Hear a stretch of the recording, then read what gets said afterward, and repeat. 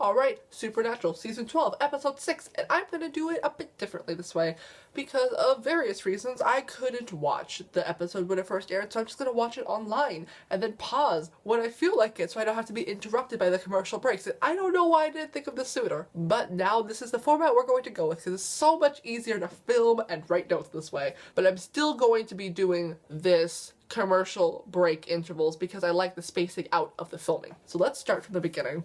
Why do they keep showing us sad shit in the previously on? Why do they keep showing people dying? Like, I remember that they died. It was sad. I don't want to relive that. And then they showed us Bobby, and like, that crosses a line. I love Bobby. Everyone loves Bobby. Why they gotta show him die? Bobby was the best. And then they mentioned that you can like exorcise demons because, you know, there is still a person in there. And I'm glad that they mentioned that because I thought they completely forgot because they haven't done an exorcism in a very long time. And the boy in the previously on that we later find out to be Asa Fox, to me looked like a young version of Dean.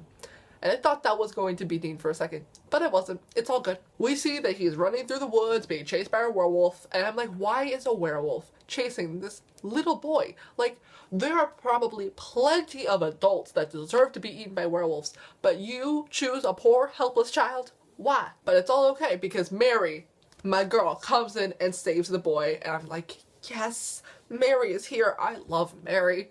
But then when I saw him in the car with her, I was like, I don't really trust him because he was really quiet and suspicious. So I was like, And then Mary says that she has like history with the werewolf person that she killed, and I was like, I would like some elaboration on that. What history? What does that mean? But we never really find out because Mary just drops the boy off at his home and she leaves. But before she leaves, the boy takes like this creepy Polaroid picture of her, and I'm like, why?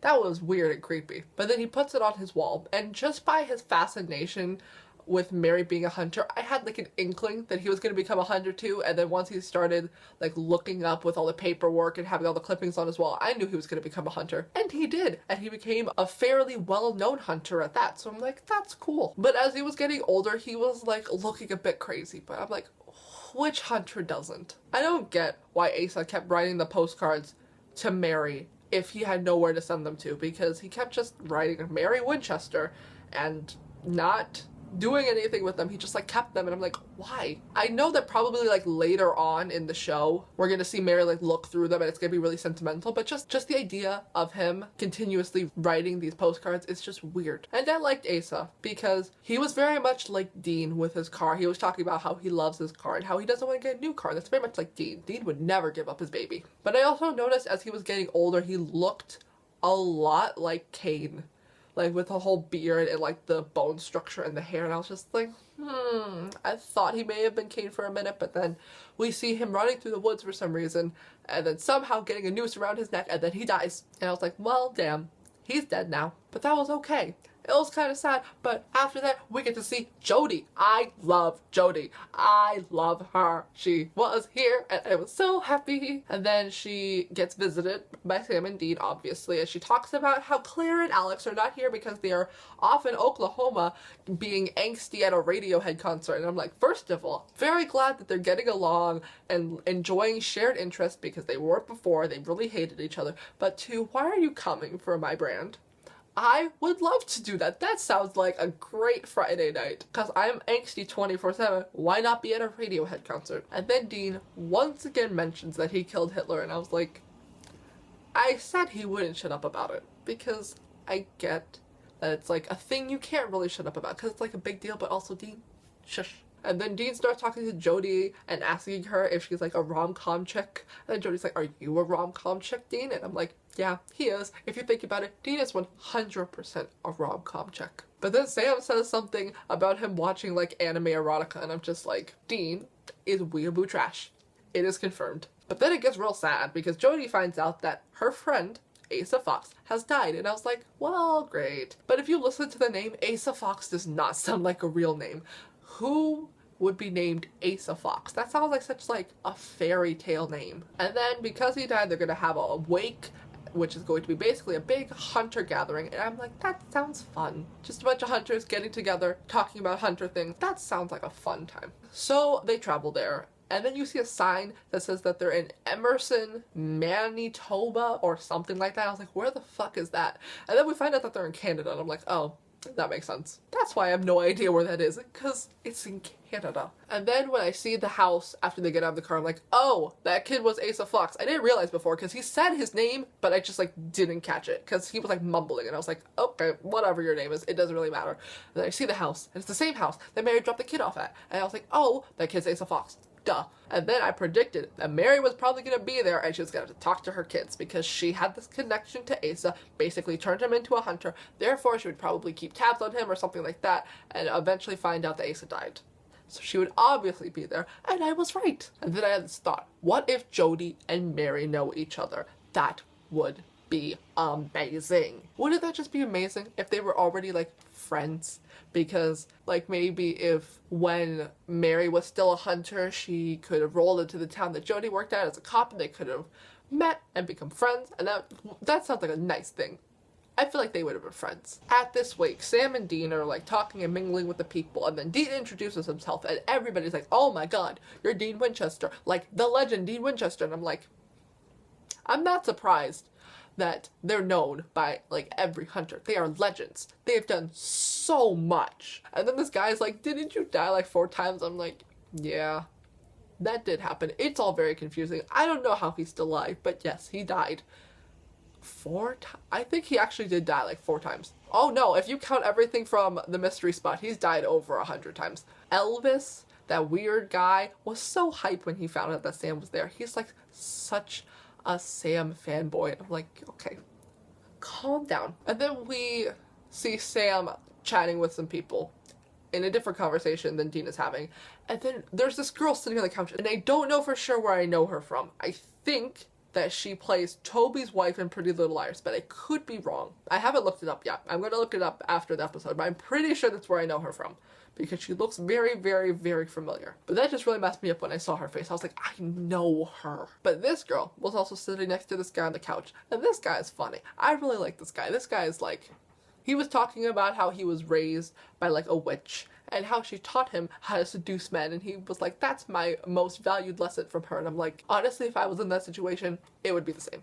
Like, I like him. And then when Elvis comes over to be all obnoxious to Sam and asking him about when he was possessed by Lucifer, that was too much. That guy needed to stop. Then Sam was very uncomfortable, so he got out of there. And then Elvis tried to talk to the guy and girl that Sam was talking to, and the guy was like, no, can you, like, leave? And I was like, I respect that. I like that guy. If he dies, I'm gonna be mad. And then we see Sam and Dean in basically Ace's, like, lair headquarters area where he looks at all the cases and puts all of his, like, hunter stuff together.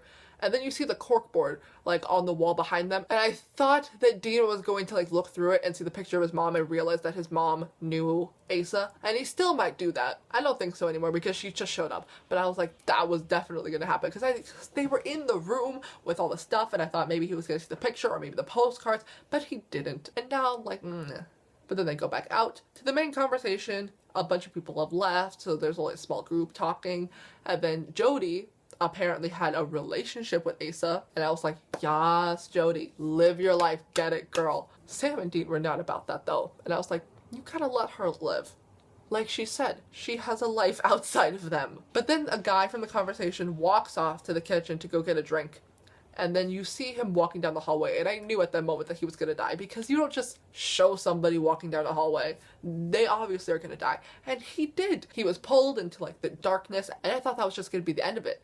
And I thought we were going to have, like, a big murder mystery party where people have to find out who is the killer killing off all of these hunters. But no, because we see the girl from before, the girl who I think is from Pretty Little Liars, walk out of the hallway where the guy just died. So I was like, okay, obviously she's the killer. And I was very disappointed because I was so hyped thinking that this was going to be a murder mystery episode, but it's not. And now I'm disappointed. But it's all okay, because after that, Mary walks in through the door and she sees her boys. I was just, like, losing my mind, low-key, because I was like, yes, Mary's here, Jody's here, everything is good right now. I was very happy. But then that was it, because it cuts to commercials. So I'm gonna have to get back to this after I've seen the next part. Okay, next part. It starts with Jody, Sam, Dean, and Mary all talking, and they explain to Jody that their mom is alive. And Jody is, like, so hyped to meet their mom, and I'm like, same, that's so me. And then Dean starts going off about how Mary never really talks to them because he's like real sad and likes to project his feelings. And I'm like, with Sam, Dean needs to fucking calm down. His mom needs space, and that's just the way life is gonna be. And then poor Mary, like, all of her friends are dead, and she just wanted to meet like a hunter that wasn't dead that she knew. And that one was Asa, but Asa just died. That sounds like a real sucky life. And then also poor Jody, she like lost her whole family because she was talking about how she would give anything to have her son and husband back. And I was like, damn, yeah, I forget that you lost your whole family sometimes. And then we see Mary talking to Ace's mom, and Ace's mom is being like a bitch because she's like, you're the reason my son didn't have a normal life and became a hunter. And I'm like, it's not Mary's fault. If anything, she would have told him to not become a hunter because she does not like that life and knows that it ruins people's lives. So she would not have supported that decision at all. And it's really not Mary's fault. Asa chose this lifestyle on his own accord, so you really can't blame her. So back up. And then after that, Sam and Mary are talking because Mary feels guilty about what happened to Asa and the life that he ended up living. But then Sam talks about how it's okay because he ended up saving a lot of lives and how Dean's just being a little bitch and is repressing his emotions. And I'm like, Sam is the best. He's empathetic, he understands that Mary needs to spend some time alone, and that so does Dean, and he knows how to articulate his feelings, unlike Dean, who just represses. I love Sam. And then Sam and Mary go to see Ace's body. Blood starts dripping onto his forehead. I'm like, oh fuck, there's someone in the ceiling. And I was like, oh yeah, it's gonna be that guy that we saw murdered earlier. And I was like, if he falls through the ceiling, I swear to God, but he's not gonna fall through the ceiling because he was tied to the ceiling. And I was like, okay, fun times. But did like no one notice that guy was missing? Like, they're all just having a fun conversation all together, and I'm just like, did you not notice that he went to go get a drink and just didn't come back? And like, I get it that people were just coming and going all day, but also like, it's just a bit suspicioso to me. And I thought, because we saw the girl come out of the hallway, I thought that she just like straight up killed him. I didn't know why she would do that. I thought that Alicia just made the choice to kill him, but apparently not, because there's a demon running through the house possessing people, and I'm like, ooh, this sounds fun. Because at first I thought when they were like smelling the sulfur and all of the things that it was just the guy and Alicia trying to make everybody think that there's a ghost, but really it's just them killing everybody. But there really is a demon running around possessing people trying to kill everybody, and I'm like, that sounds fun. For some reason, Billy shows up. And I get that she has to show up to, you know, reap the body, but like, why Billy? Why not literally anybody else? Like, I don't like Billy. She's too sassy. I'm not here for her sass in times of crises. Like this one. She's just so sassy to the Winchesters. I'm like, girl, take your sass, put it in your pocket. Because Dean's freaking out about the fact that he can't get inside the house because it's like warded, and about how he has to go protect Sam. And then Billy says something about her liking how a Winchester's not getting everything that they want for once, and I'm like, you need to stop with the sass. But first, when Billy comes out, she talks to Dean and talks about how she just had to be in there to go reap a soul, and then Dean is like freaking out for a second. And I really liked how Jensen was acting in the scene, because his eyes just go from like, what the fuck, to like, I have to get in there. And I was like, that's some A+ acting. He didn't have to say anything, but you could just see it all on his face. I'm like, that's how you know that they're a good actor. They don't gotta say anything. You could just tell on their face. Because like, he knew he had to get in there to go protect Sam, because like, he's a big brother and that's what he does. I'm so done with Dean trying to get into the house, because like, he's probably more useful outside the house than locked inside the house. But I knew he was gonna do it anyways, because that's what Dean does. But now that he's inside the house, he's gonna owe Billy something, and I don't know what that means, but you should never owe a Reaper a favor. I don't trust her. But Dean's entrance was great, because his whole role was great. It was very entertaining, but like, why didn't he bring anything to go inside the house? He just went in as is. He didn't bring any holy water, like maybe a gun with like salt, anything really. Like, I'm pretty sure that they have some in the house because it's the house of a hunter, but also, why Dean? But I also really liked how when he enters, his first line is, where's my brother? Like, he just gets up and it's like, yeah, I just entered magically through the door. Where's Sam? Because that's what Dean does. But then Ace's mom freaks out because Dean just magically entered and is like, oh my god, he's a demon. And I'm like, have you never seen a demon move, like, anywhere? They don't transport like that, but okay. But then we find out that Dean is not the demon, obviously, and that it's that Elvis guy. And I'm like, oh fuck. Then it cuts to commercial. But like, it's so weird how these people are being possessed, but you don't see them being possessed. Because whenever we've seen people being possessed before, like you can see the black smoke going into their body, and we didn't see that with Elvis. So I'm finding it interesting. It's going to be much harder to pin who is possessed now that you can't see them being possessed. But I'm very excited because this sounds like a very fun plot. It's like Guess Who, but not the fun guess who the person I picked is. It's more guess who's possessed and trying to kill you. So we're going to see what happens. It sounds fun. Okay, the next part. This demon is obviously a powerful demon because this demon has red eyes versus normal demons that have black eyes. Like Crowley. Crowley has red eyes because he's a very powerful demon. So I'm guessing he's on the level with Crowley, which means that this isn't good. But Dean is good at hand-to-hand combat. When he is like fighting just somebody who has like a knife or something trying to like slash at him, he is good at just blocking all of it. I'm like, good job, Dean. Good for you. But then Dean starts trying to like exorcise the demon, and it doesn't work, and I don't get why it doesn't work, and I think it's just because he's like a stronger demon, but shouldn't there just be like a stronger exorcism or something? Like, it seems silly. But then the guy was like, oh no, I'm just gonna kill my host. So he completely just like 180s Elvis's head, and then he dies, and then he leaves the body to go find somebody else. But as he's leaving the body, you see like the smoke leave him, and it's like black. But I'm like, why is the smoke black but his eyes are red? Like Crowley, when he leaves host bodies, his smoke is red because his eyes are red. And then demons with black eyes have black smoke. But why does this guy have red eyes but black smoke? I want answers. Once that demon guy leaves, Dean has this whole plan to make a devil's trap on the floor and get everybody inside it, and whoever doesn't want to enter it is obviously the demon. And I'm like, that's very smart. And he's telling this to Mary, and Mary also thinks this is very smart, and she looks very proud of Dean. And I'm very happy about that, because if they can just, find common interest and like empathize with each other, then I think they would get along better, because Dean is just like very on guard. He's put up a very strong wall in front of everybody, and I just feel like he needs to just like calm. As much as I like this plan, I'm just thinking, can't the demon break out of the devil's trap? Because, like, I've remembered Crowley breaking out of many devil's traps. I don't think that I'm misremembering that. I'm pretty sure, because Crowley's a very strong demon, that devil's traps just don't hold him. I could be wrong, but I'm pretty sure. Because if exorcisms don't work, then why would these devil's traps work? And also, they're, like, making it with, like, dust. I think it's the type of dust that we saw, like, season 1-ish, when we saw that guy who made that deal with a crossroad demon and that made like the really like fine powder like voodoo stuff that they use for like the hellhounds. I think that's what they're using to make this devil's trap out of. I'm blanking on the name of it, but I'm like, why would you use something so frail? I feel like they should just paint it into the ground, because it's much harder to break it that way. All that it will take to break this devil's trap is just some really strong wind. We've seen it happen before, where people will like salt all the windows and all the doors, but the demon or whatever will just open the windows and blow all the salt away. So like, I find it silly. But then Mary decides to go off alone, and I think that's so dumb, because you never go off alone.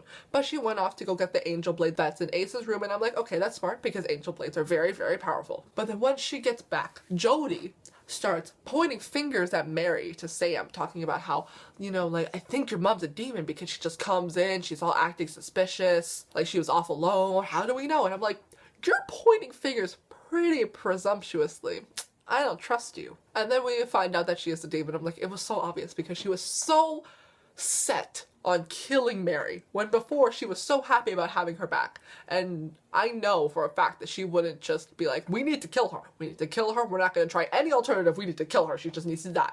Like, Jody would never. So it was so obvious. The demon was being so over the top with how much they wanted to kill Mary. They were like, this person gotta go right now. And I was like, okay, you're being too obvious. You need to stop. But yes, Jody is possessed, and I am very upset about that, because if they kill her like they killed Elvis, I will cry. I love Jody. I will be so mad if they kill her. I don't think that they will. I hope that they won't, because I haven't seen any spoilers yet about them killing her. And I'm pretty sure I would have seen some just by chance by now if something happened to her. But like, let's hope for the best, and we'll see the next part and get back to you. Okay, the next part. All is okay. They didn't kill Jody. But it starts with the demon talking about how they really wanted them to kill Mary, because they were like, oh, what if you killed your mom? That would have been great. I'm like, Dean would have never killed his mom. Never. He would have rather died than killed Mary. He would never. Dean would never. Then the demon starts getting salty and starts spilling all of the secrets. Like the fact that apparently the two people, Alicia and the other guy, are twins. No. They don't look like twins. They look like they could be siblings. But I guess for the storyline that they want to give them, they have to be twins, but like, no. But apparently Asa was their dad. And I was like, well, fuck. Damn. That's a secret. Right there. And then the demon tries to force another secret out of Bucky, which is apparently that other guy's name. I haven't really referenced him because he's been irrelevant, but apparently he killed Asa, and I'm like, bro, why'd you do that? What? That's messed up, bro. And apparently that demon's real pissed off because the demon wanted to kill Asa for itself. And I'm like, that's such a stupid reason to go on a rampage. But you know, demons are demons, so you do you. And then while the demon is trying to force this confession out of Bucky, everybody starts like a group seance, and I'm just like, what? Like, it starts with Sam, and then it goes to Dean, and then everybody says like parts of the exorcism spell, and then it works. And I'm like, really? That's all it took? Just a group seance to send this thing back to hell? And I was like, you know, it's stupid, but I'll take it. And I thought that the exorcism was just gonna send it out of the body and not, like, directly into hell, because I completely forgot how they work, because we haven't seen them in a while. But it just sent it straight to hell. And I was like, that's great. This is more than I bargained for. And I'm okay with that. But it was real cute how they were all just, like, saying it together as a group, because I was like, teamwork. But the thing that I don't get is that why, after Bucky confessed, the demon didn't just snap his neck. I'm not saying that because I wanted him to die, I just think it's, like, silly. Like, usually when people are done and get the information out of the person that they've forced the information out of, they usually just kill them because they're done with them. But, like, the demon was just like, no, I'm just gonna push you to the side. I'm guessing they just didn't want to kill off another person, which makes sense, but also just like, And then they rush over to Jodie to see if she's okay, and she's just like, that sucked. And I'm like, yeah. Getting possessed sounds like it would suck. It doesn't sound really like a fun time. But then that was really all that happened. Now we're gonna find out why Bucky killed Asa, and just a bunch of more drama. This was another, like, short part of the show, so nothing really happened. But we're gonna see what happened in the last part, and then I'm gonna have a whole wrap-up. Okay, so it's the end of the episode, and it ended well. Despite what I thought going into this, I thought somebody was gonna die, but no. It's all okay. Starting from the beginning of this section, it starts with Bucky explaining why he killed Asa. And he didn't mean to. Like, they were just, like, pushing it to the ground, and then Asa fell, hit his head on a rock, and died. And I'm like, okay, that's okay. So I was like, why would you kill your bro? That's, like, not cool. But he didn't mean to. But that must suck. You know, spending your whole life as a hunter, and then getting taken out by a rock. Like, that must just be real lame. So everybody, because of what he did, decides not to, like, kill him, which I'm happy about, because that would be not cool. They decide to just, you know, ruin his reputation. So they're telling every hunter that they know that Bucky's, like, you know, a low-key, not cool person, which I'm okay with. But doesn't that seem, like, kind of worse than just killing them? Because if he's dead, then he's dead. But, like, if you're ruining his reputation, he has to, like, live a whole different life. He probably can't even be a hunter anymore because nobody's gonna want to trust him. Like, that must suck. And then afterwards, everybody had that, like, that parent face, that I'm not mad, I'm disappointed in you face. And I was like, okay, I can feel the judgment. And then Jodie and Mary are talking, and then Jodie's talking about how Sam and Dean are, like, good men. And I'm like, yes, they are. But Mary knows that she has, like, a lot of self-issues because she doesn't really feel like she fits in the world because, you know, so much time has passed since she's died. And she really just wants a normal life again. And then Sam and Dean come over, they talk for, like, maybe a second before Billy shows up, and then the drama starts. Billy shows up and she says something, I'm blanking on what she says, but she says something about how, like, Mary's time is coming to an end or something. And I'm just like, what? What does that mean? What does that mean? What does that mean? What does that mean? Did she make, like, a deal or something? It's like, why is her life running out? Are they gonna lose Mary again? I was high-key stressed. And then Billy was talking about how in exchange for getting Dean into the house, she wants Mary's soul because she believes what's dead should stay dead. And, like, I agree. But also, Mary didn't ask to be brought back to life, like she said. And you know who brought her back to life? God's sister, who I think has more power over just some little reaper. So really, Billy needs to fuck off. And then Mary was, like, honestly contemplating. She was like, okay, so how would it work? You have to kill me? And then she was like, no, I can't kill people. You know, it's part of the rules, like she said earlier. So then she was, like, looking at Sam and Dean. They were both like, no, no, no, no, no, because they don't want to lose her again. I don't want them to lose her again. And then Billy starts talking about how she wants to like give Mary mercy because Mary has the look of a dead man walking, how she doesn't look like she fits in the world anymore, and how she doesn't feel like she has a place. And yeah, Mary agrees that she does feel that way, but she also loves her boys and she wouldn't do that to them. She wouldn't die and leave them alone again. So she was like, okay, then you can have my soul, but you're gonna have to wait. And then everybody looked so happy. They looked real smug, and I was like, ha ha ha. If I look different, it's because I filmed this on a different day because I got cut off when I was filming the last part. So continuing from what I was saying, after they talk to Billy, Sam and Dean ask Mary if she's going to come back home, and she's like, yes, but I need a little bit more time. And I'm very happy with the way that Sam and Dean reacted because they both understand, even though you could obviously see that they're upset because they miss their mom and they want her to come home, but they also understand that she needs her space and her time because they've learned that after these few episodes. So Dean just offers to buy her breakfast, and then she says yes after insisting that they get bacon, and Dean is like 100% on board with that. Then they walk to their car and then they presumably drive to go have breakfast. And it's such a wonderful, happy ending because I thought that she was gonna die. I was high-key stressed, but no, everything's okay. She's going to live, they're eventually going to be a family again, it's all going to be okay, hopefully. But like, wasn't Sam and Dean Jody's ride to Ace's house? How is Judy gonna get back if they just leave with Mary to go have breakfast? Like, if they just ditched her, that's messed up. But yeah, that was the end of the episode. It was really, really good. I really, really liked it. It had a fun plot. It mixed in with the normal plot. I feel like this is probably my favorite episode out of the season so far. And that's not saying like a lot because the season's just barely started, but like, it was a really good episode. It was a really nice episode. It had all of the characters that I liked. It was a very A+ episode. But yeah, that's really it. I will make another video with the next episode, so I will see you then, I guess.